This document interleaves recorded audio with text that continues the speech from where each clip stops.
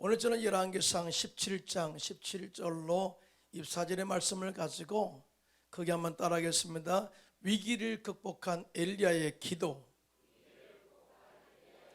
위기를 극복한 엘리야의 기도, 이러한 제목으로 은혜의 말씀을 나누고자 합니다. 인생을 살다 보면은 위기를 만날 때가 참 많이 있어요. 어느 정도 예상된 위기라면 나름대로 준비한 것을 가지고 위기를 극복하고 넘길 수도 있을 것입니다. 그런데 갑자기 다가온 위기는 차분하게 대처하지 못하고 당황함으로써 인하여 더 혼란스럽게 만드는 경우가 많이 있는 경우도 있습니다. 오늘 본문에 등장하는 엘리야 선지자는 평안하게 살고 있던 그에게 갑자기 위기가 찾아온 거예요. 그런데 엘리야는 당황하지 않고 기도로서 이 위기를 극복해낸 것을 보게 되죠. 당시 이스라엘 아합 왕과 백성들의 죄로 인해서 이스라엘 땅에 3년 6개월 동안 비가 오지 않았어요. 성경에 정확하게 우로가 내리지 않았다라고 하는 것은 비와 이슬이 내리지 않았다, 농작물이 열매를 맺지 못하게 만들었다.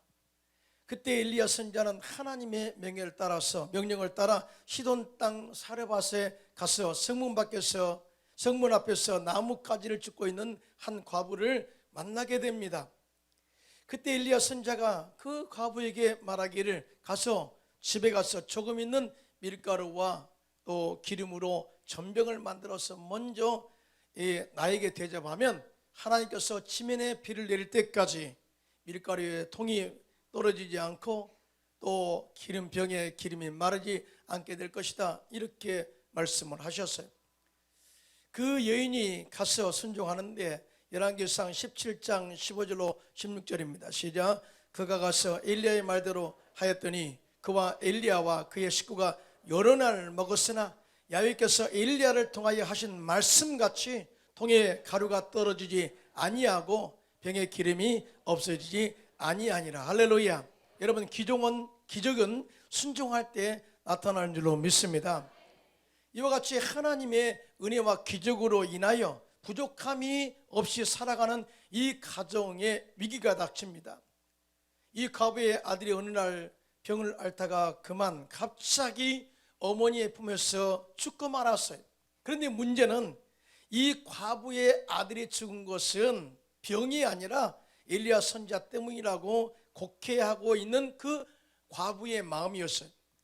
열왕기상 17장 18절 본문입니다. 시작. 여인이 엘리야에게 이르되 하나님의 사람이여, 당신이 나와 더불어 무슨 상관이 있기로 내 죄를 생각나게 하고 또 내 아들을 죽게 하려고 내게 오셨나이까 하고 엘리야에게 자식이 죽은 이유에 대해서 항변을 합니다.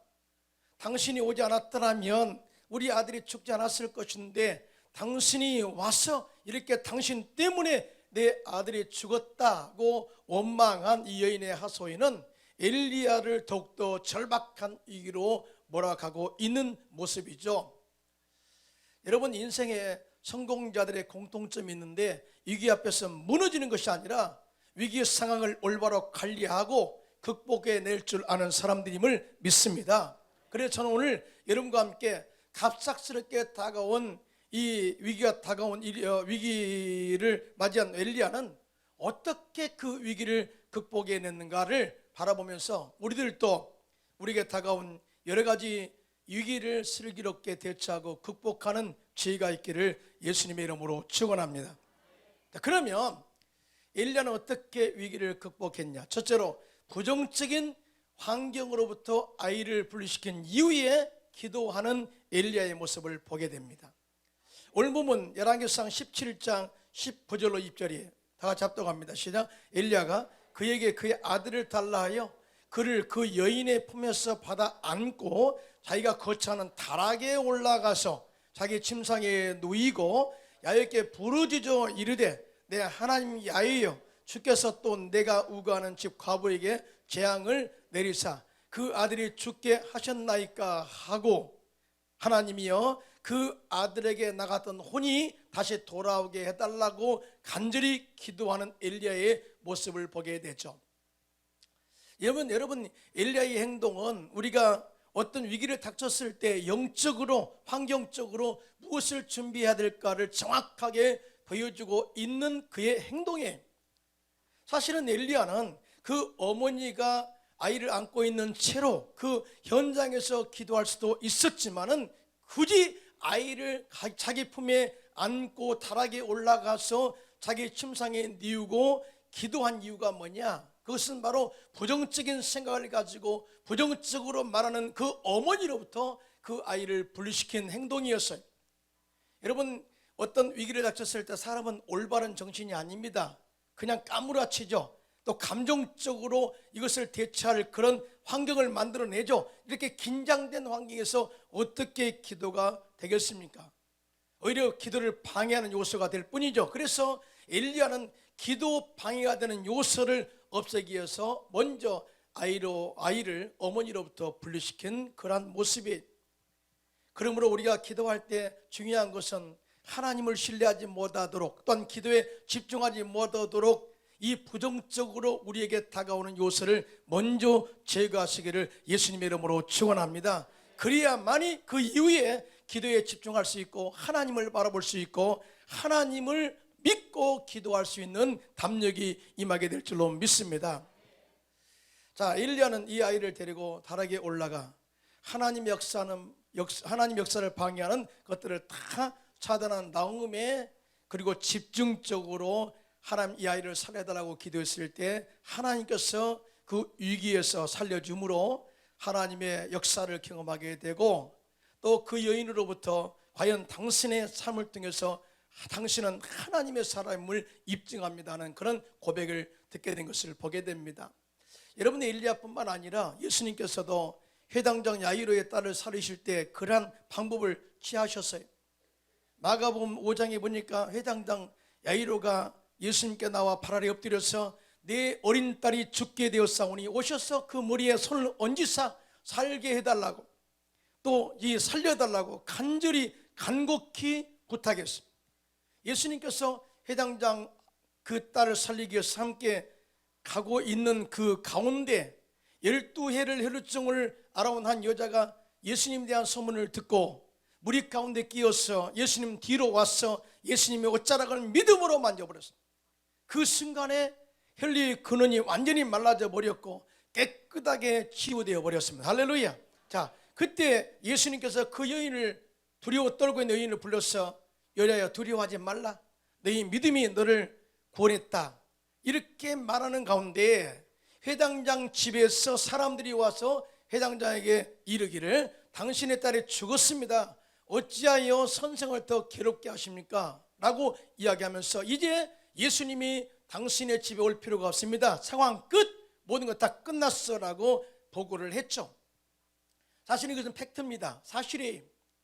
근데 예수님께서 그 하는 말을 곁에서 들으시고 회당장에게 이르시기를 두려워하지 말고 믿기만 하라. 할렐루야. 그러니까 이 죽은 딸을 살릴 수가 있다는 거죠. 그리고 제자들 가운데서 베드로와 야고보와 요한만을 데리고 회당장 집에 들어가게 되셨는데, 그곳에 가보니까 사람들이 심히 통곡하고 울고 떠들고 많은 그런 부정적인 환경을 보게 되었어요. 그래서 예수님께서 그들에게 말하기를 왜 우느냐, 이 아이가 죽은 것이 아니라 잔다. 그러니까 그때부터 그들이 예수님을 비웃기 시작했습니다. 어떻게 죽은 아이를 잔다고 말할 수 있겠느냐, 이거는 절대 위치에 맞지 않아 라고 이야기할 때 예수님께서는 예수님을 비웃고 믿음 없는 말을 한 그들을 다 보내셨어요. 그리고 아이의 부모와 또 함께 갔던 제자 베드로와 요한과 야고보를 데리고 아이가 있는 방에 들어가서 기도하기 시작합니다. 마가복음 5장 41절로 42절 시작. 그 아이의 손을 잡고 이르시되 달리다고 마시니 번역하면 곧 내가 내게 말하느니 소녀야 일어나라 하심이라. 소녀가 곧 일어나서 걸으니 나이가 12살이라 사람들이 곧 크게 놀라거늘. 할렐루야. 하나님은 살아계십니다.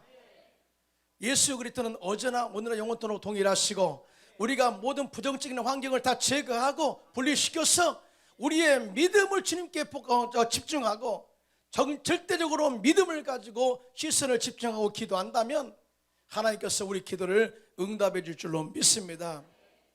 여러분, 예수님께서 이렇게 기도하시기 전에, 이 야이로의 딸을 살리시기 전에 믿음 없는 자, 불평한 자들을, 또 부정적으로 말하는 자들을 격리시킨 그 이유가 뭐냐?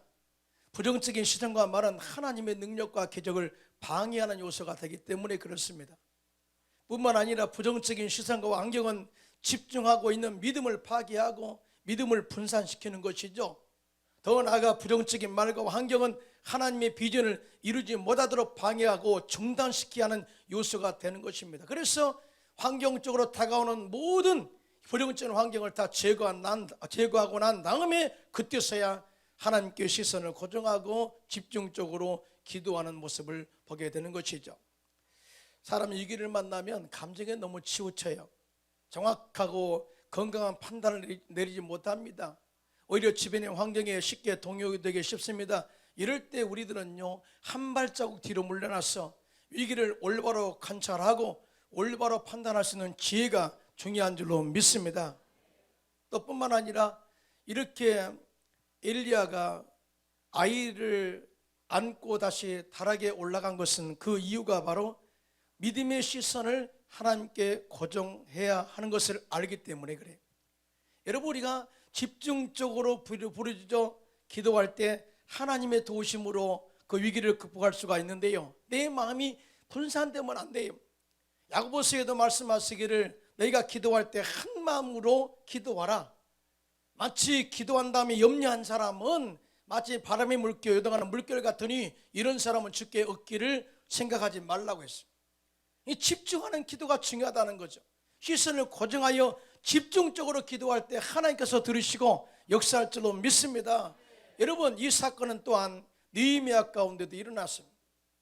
느헤미야가 무너진 예루살렘 성벽 재건을 위해서 자신을 예루살렘 성으로 보내달라고 기도하기를 4개월 동안 기도했어요. 그것도 그냥 살살 기도한 것이 아니라 울며 금식하며 간절히 기도했어요. 그리고 이 사람 아닥사스다 왕의 마음을 움직이셔서 나를 그곳으로 가게 해 주십시오. 드디어 하나님의 선한 손이 도우셔요. 4개월 후에 하나님께서 아닥사스다 왕의 마음을 움직이셔서 왕이 허락함으로 말미암아서 느헤미야는 예루살렘 성으로 돌아오게 됩니다. 전적인 하나님의 은혜요, 전적인 하나님의 도우심으로 이루어진 역사죠. 그러면 그 길이 평탄하게 돼야 되지 않아요? 근데 그 가운데 열심히 성벽 재건을 하는 가운데 문제가 일어나게 됩니다. 먼저 온 사람들과 함께 열심으로 성벽 재건을 시작했는데 그 위기는 뭐냐? 호른 사람 산발락과 그의 종되었던 이 암몬 사람 도비야가 성벽을 열심히 재건하고 있는 이스라엘 백성들을 조롱하기 시작합니다. 그것도 말로 조롱하죠. 어떤 공격하고 무기를 가지고 억압하고, 또 뿐만 아니라 계속해서 어떤 위협을 가한 것이 아니라 말로서 공격하기 시작하죠. 먼저 산발랏이 말하기를 이 미약한 유다 사람들이 하는 일이 무엇이냐? 스스로 견고하게 하려는가? 제사를 드리려고 하는가? 이 큰 일을 하루아침에 마치려고 하는가? 그러니까 너희들은 절대 안 된다는 거죠. 그 옆에 있던 도비야가 말합니다. 이 성은 너무나 약하기 때문에 여우가 올라가도 무너지리라.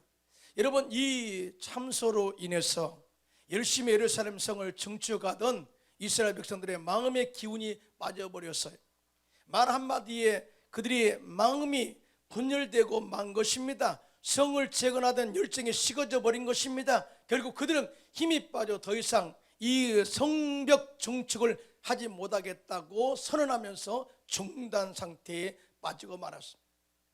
여러분, 이 주변의 말로 인해서 그들의 시선이 그 말에 집중되자마자 전능하신 하나님, 도우미시는 하나님이 보이지 않는 거죠. 더 나아가 갑자기 적들이 쳐들어와서 우리 가족을 죽이고 우리를 살려가게 될 것이라는 두려움과 공포에 떨었습니다.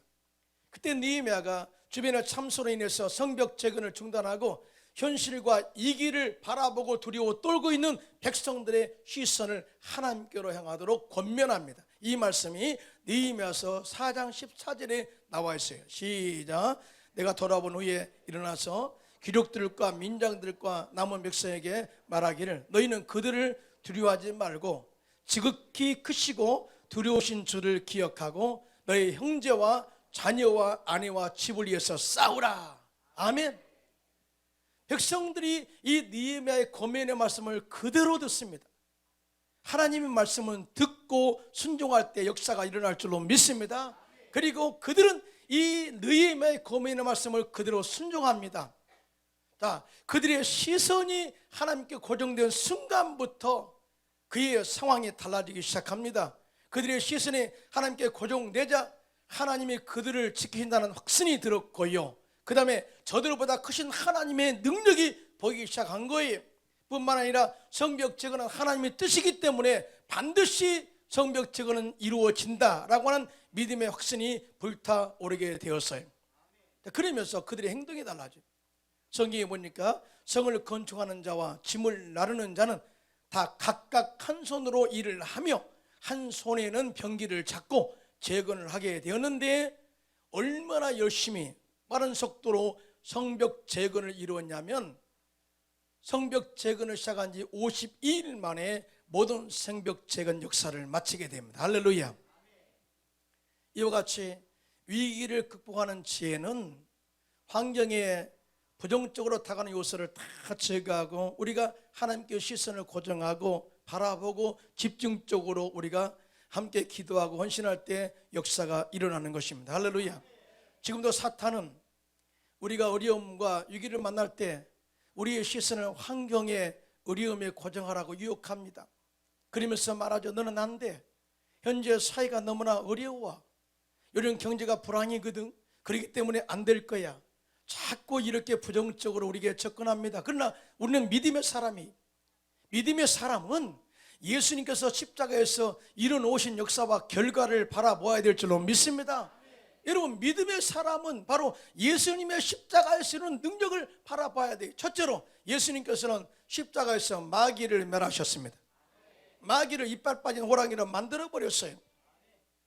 제가 금요일날 제가 이런 예화를 들었어요.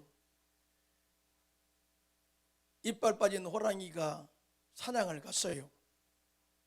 사냥을 갔는데 토끼가 한 마리 앉아 있는 거예요. 그래서 토끼를 잡아먹으려고 그러니까 토끼가 뭐야? 그랬어요. 왜냐하면 이빨 빠진 걸 다 알았거든요. 그러니까 그 소리에 호랑이가 놀라가지고 호미백산 도망가 버렸어요. 너무나 호랑이가 억울해서 다음날 또 사냥을 갔습니다. 근데 어제 나온 토끼가 있는 거예요. 그래서 이제는 더 용기를 가지고 잡아먹어야 되겠다 하고 딱 그러니까 그 토끼가 딱 째려보더니 나야 임마 그러더래요. 그리고 또 그렇게 담대하게 외치는 토끼를 보고 놀라가지고 또 도망갔대요. 그리고 이제 다음날 3일째 되어서 또 사냥을 나가는데 그날은 그 토끼가 아닌 거예요. 그래서 새로운 토끼가 나와서 내가 이 토끼를 잡아 먹어야 되겠다 하고 그러니까 까불고 있네 그러면서 소문 다 났어 임마 그랬대요. 네가 이빨 빠진 거 다 소문 다 났어. 너는 능력도 없고 너는 절대적으로 우리를 잡아먹을 수 없어. 소문 다 났어. 이번에 예수님께서 십자가에서 마귀를 멸하시고 마귀 이빨을 다 빼버렸어요. 할렐루야.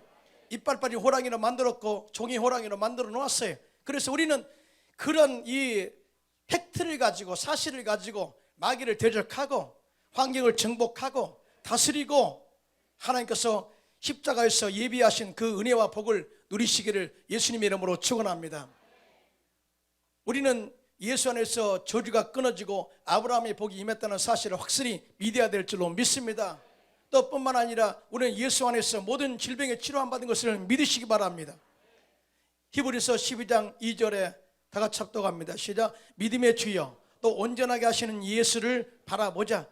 그는 그 앞에 있는 기쁨을 위하여 십자가를 참으사 부끄러움을 개치 아니하시더니 하나님 보좌 우편에 앉으셨느니라. 아멘. 여러분, 예수님도 십자가를 가볍게 주신 게 아니에요.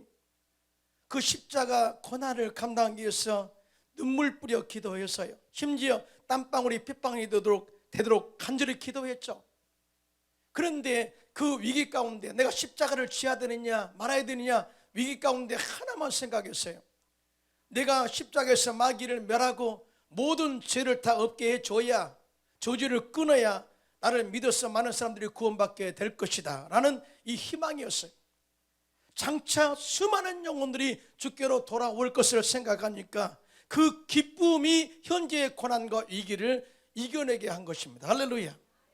우리 역시 마찬가지입니다. 예수님께서 십자가에서 이루는 모든 이 고난을 통해서 이뤄놓은 그 축복들을 바라보고 이 위기를 극복하고 또 헤쳐나가시기를 예수님의 이름으로 축원합니다. 둘째로 엘리야는 위기를 극복하는데 하나님이 생명의 주관자이심을 믿고 그리고 확실하게 믿음으로 기도했다, 이렇게 가르치고 있습니다. 오늘 보면 열왕기상 17장 2절로 22절입니다. 시작. 야훼께 부르짖어 이르되 내 하나님 여호와여, 주께서 또 내가 우거하는 집 과부에게 재앙을 이루사 그 아들이 죽게 하셨나이까 하고 그 아위에 몸을 3번 펴서 엎드리고 야훼께 부르짖어 이르되 내 하나님 여호와여, 원하건대 이 아이의 혼으로 그 몸에서 돌아오게 하옵소서 하니 야훼께서 엘리야의 소리를 들으시고 그 아이의 혼이 몸으로 돌아오고 살아난지라 라고 증언하고 있습니다. 할렐루야. 하나님은 살아계십니다. 생명의 주관자임을 믿습니다. 예수 그리스도는 어제나 오늘나 영원토록 동일한 줄로 믿습니다. 자, 우리는 위기의 순간에서 우리의 영적인 태도를 점검할 필요가 있어요. 또 영적인 우리의 태도를 체크할 필요가 있다, 그 말이죠. 위기가 다가올 때 눈에 보이는 환경을 바라보고 부정적으로 생각한 사람은 영원히 희망이 없어요. 또한 위기의 순간에 인간적으로 나를 도울 사람 생각하고 권력을 생각하고 물질을 생각하면서 해결책을 찾으려고 하는 태도는 절대적으로 믿음의 태도가 아닐 뿐만 아니라 하나님의 역사를 방해하는 요소가 되는 것이다, 그 말이죠. 그래서 시편 146편 3절 5절에 시작. 귀인들을 의지하지 말며 도울 힘이 없는 인생도 의지하지 말지니 그의 호흡이 끊어지면 흙으로 돌아가서 그날에 그의 생각이 소멸하리로다. 야곱의 하나님을 자기의 도움으로 삼으며 야훼 자기 하나님에게 자기의 소망을 두는 자는 복이 있도다. 할렐루야. 엘리야는 생명의 주관자 하나님께 소망을 두었어요. 오직 그분만이 이 혼이 나간 아이를 살릴 수 있다는 사실을 알고 간절히 생명의 주관 되신 하나님께 부르짖어 기도했을 때 죽었던 아이가 살아나게 하셨습니다. 할렐루야. 어릴 저는 최하실 목사님, 전국 가신 최하실 목사님 30주년 추모 예배에 참석했어요. 전국에서 약 1000명이 모여서 함께 예배를 드리는데 최하실 목사님 살아생전에 신학교를 졸업한 이후에 불광동 남해 깨밭에다가 천막을 쳐서 24년 군용 텐트를 사가지고 천막을 세워가지고 조영기 목사님과 함께 교회를 개척했다고 그렇게 간증하더라고요. 그런데 그 어렵고 힘든 환경에서도 열심히 전도했고 교회를 부흥시키는데요, 참 사람들이 당시에는 너무나 못 먹고 굶주렸대요. 우리가 지금 우리 자녀들에게 우리가 그때 당시에 너무나 힘들고 어려웠다, 우리 할아버지 할머니는 풀뿌리를 먹고 살았고 또 나무 그 생채를 나무 소나무를 자르면은 그게 생채가 나오거든요. 그게 중간에 흐름이 있거든요. 그걸 먹으면 달아요. 이걸 먹고 살았다. 그러니까 아들이 뭐라고 하는지 아세요? 라면 끓여 먹으면 되죠.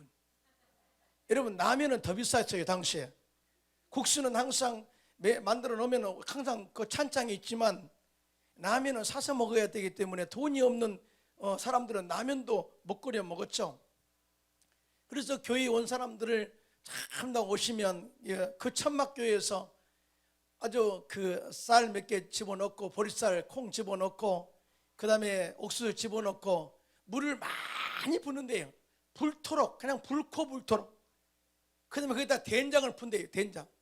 된장을 풀면은요 구수한 냄새가 그 깨밭에 온 진동한데, 그러면 주변에 있던 파리가 다 모인대요. 그렇게 한 끼를 먹고 예배드리고 기도하고, 한 끼 먹고 예배드리고 기도하고 하루에 그렇게 생활했어요. 그런데 그것도 없을 때는 이렇게 외쳤답니다. 있으면 먹고 없으면 금식기도. 냉수 마시고 정신 차리고, 살면 전도 죽으면 천국, 사나 죽어나고는 주의 것, 그 다음으로 살아생전에 열심히 전도하여 상급받자, 성령 받고 체험적으로 하나님을 믿어라 하고 열심으로 그렇게 전도한 결과 교회가 붕대 가지고 300명이 깨밭에 모였답니다. 깨밭.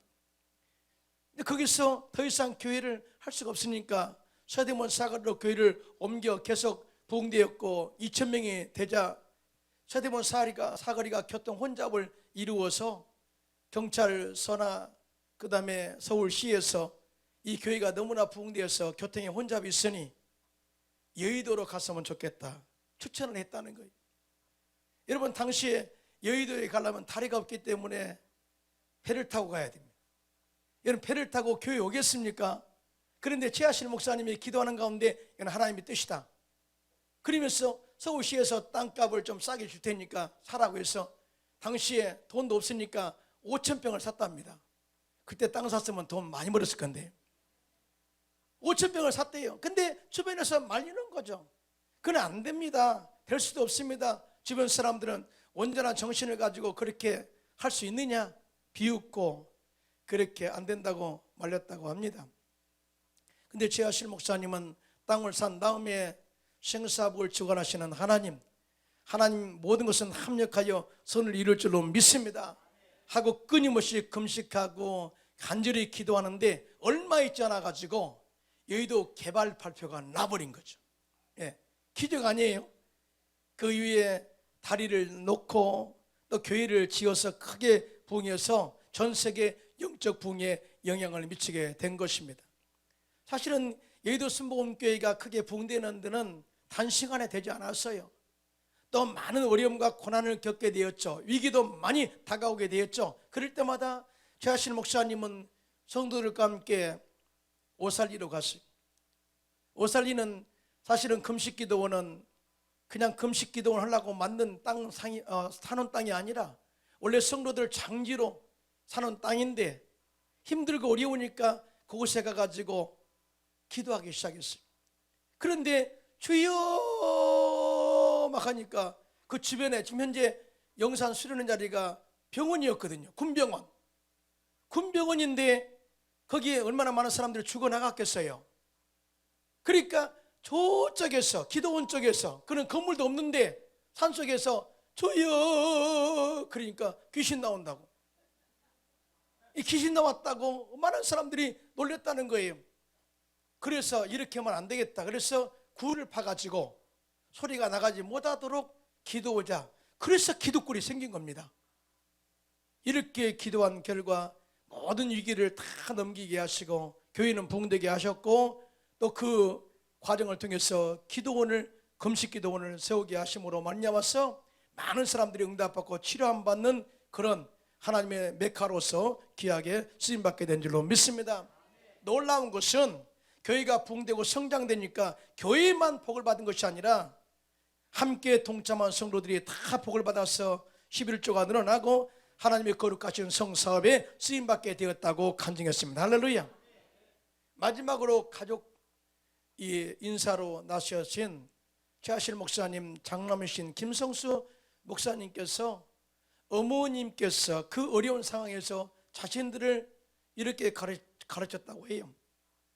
시편 37편 25절로 27절을 말씀을 인용하시면서 함께 합독합니다. 시작. 내가 어려서부터 늙길까지 의인이 버림을 당하거나 그의 자손이 걸식함을 보지 못하였도다. 그는 종일토록 은혜를 베풀고 구워주니 그의 자손이 복을 받는도다. 악에서 떠나 선을 행하라. 그리하면 영원히 살리니 라는 이 말씀, 우리가 현재는 힘들고 어려워도 절대적으로 의인이 버림을 당하는 거나 그 자식이 이 자손이 걸식함을 보지 못했다.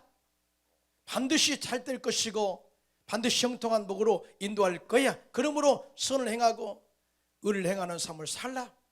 낙심하지 말아라.